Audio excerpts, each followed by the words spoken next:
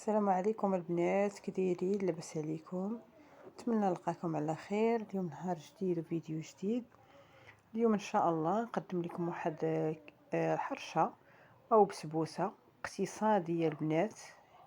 كتحضر داغي في اخر دقيقه. مكونات تاعها بسيطه. ما تنسوش البنات لي لايك فضلا منكم والبارطاج، واللي اول مره يشوف القناه يشترك ويدعمني باللي لايك باش تعم الفائدة على الكل، كلشي يستافد. البنات بلا ما نطول عليكم ندوز نشوفوا المكونات والطريقة.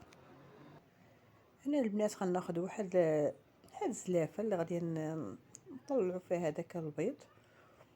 هنا غناخذ واحد 2 بيضات يكونوا على درجة المطبخ. كما قلت لكم هاد الكيك او البسبوسه راه كتجي رائعه وكتجي زوينه وكتجي هشه. لا غادي نضيف واحد القبيصه تاع الملح. دائما الملح في الكيك ولا في اي حاجه باش كتحسن داك الذوق. هنا غادي نضيف واحد كاس تاع السكر او سنيده. هنا غادي نخلط مزيان داك السنيده مع داك البيض حتى تذوب ليا داك السكر.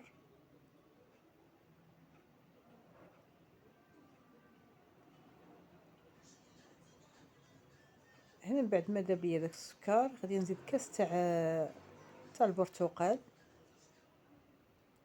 واحد جوج ليمونات القشره تاعهم، ثم كيعطيو واحد الذوق رائع.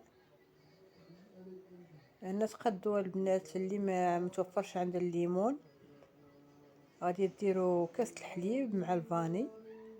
هنا عندي كاس ما عامرش تاع الزيت، غادي نبدا نزيد فيه بشويه بشويه وانا كنخلط.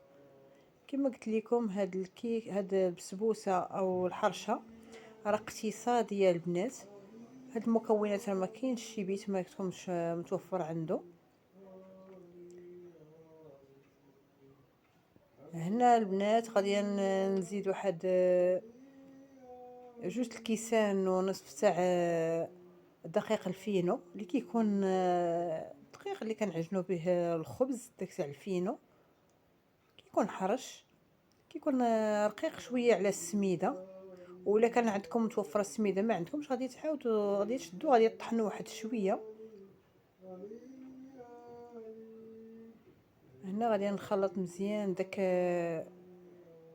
هذاك السميد او عفوا داك القمح، وغادي نضيف واحد الساشي تاع الخميره تاع الحلوى.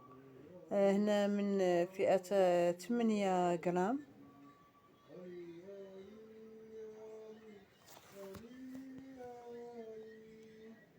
هنا غادي نخلط مزيان البنات.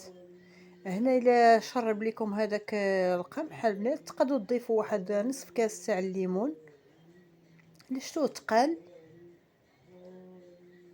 انا خديت داك المقله الثقيله غادي ندهنها مزيان بالزبده، ندهنوها من الوسط ومن الجناب. هنا البنات بعد ما دهناها بالزبده مزيان رشيناها بالدقيق تاع الفينو وغنكبو فيها هذاك الخليط. هنا انا دايره الفران كيسخن. هنا كما كتشوفوا البنات هذاك الخليط ما كيكونش خفيف وما كيكونش ثقيل.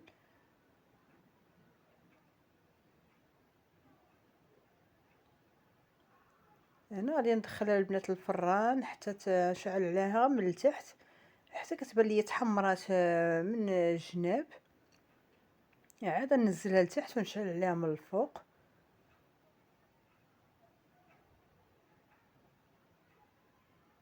هنا من بعد ما خرجتها من الفران راه كتجي رطبه رائعه البنات بلا ما نسقيها. هنا الا بغيتو تسقيوها البنات راه غادي ديروا فيها كاس الليمون كما كان عارفين، ديروا كاس الليمون فوق البوطه وديروا واحد معاه نص كاس تاع السكر وتسقيوها. انا فضلت هكا بلا ما نسقيها. هنا درت واحد شويه تاع ناباج من الفوق باش دهنتها. اللي متوفر عنده الكونفيتير تاع الدهين، انا ما متوفرش عندي، دهنا بالكونفيتير. وغادي نرشها بالفيغميسيل، وتقدو ترشوها بالكوك، او هذا اللوز ايفيلي، او الكاوكاو ايفيلي. هنا غادي نقطعها وباش تشوفوا معايا البنات كيفاش كتجي من الداخل تاعها. راه كتجي رطبه ورائعه البنات. هذا هو الشكل تاعها البنات، من الداخل كيفاش كتجي رطبه كتذوب في الفم. هنا البنات اللي عجبو لا فيديو يشترك في القناه ويدعمني فضلا منه. هنا البنات شوفوا كيفاش كنقطع، راه كتجي رطبه بزاف. كما قلت لكم اللي بغى يسقيها يسقيها، واللي ما بغاش راه كيقدمها هكاك. وبالصحه والراحه، والى فيديو لاحق ان شاء الله.